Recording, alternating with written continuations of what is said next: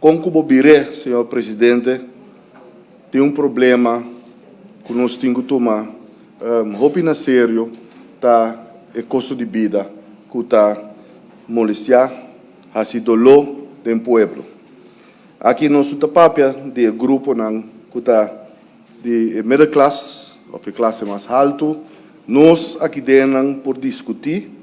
nós por bem e nós por papel rond de problema aqui, senhor presidente, no fim do dia, uma parte grande de nossa comunidade está viva de uma situação alarmante. Não está por nada, e me dá 13 de lá, passou no fim do dia, está reflejar de lo qual está passando de nossa comunidade, senhor presidente, e botar mirele de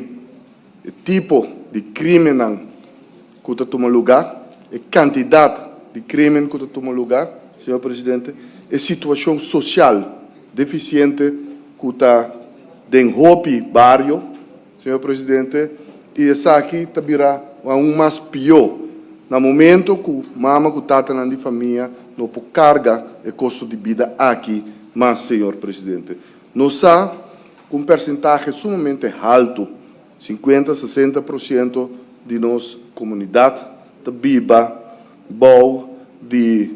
o bastante mínimo, se botar papel de uma pessoa, se botar papel de 2 parentes com 1 yu, 2 parentes com 2 yu, um adulto com 1 yu, senhor presidente, a cifra não está bisabo bom claro, está Kiko, está bastante mínimo, agora nós podemos discutir,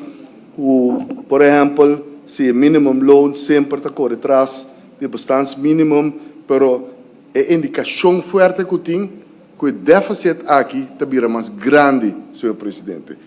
E, senhor presidente, se você entra no supermercado, então ele não está acercado. Passou é dolor aqui não tem color político. É dolor aqui está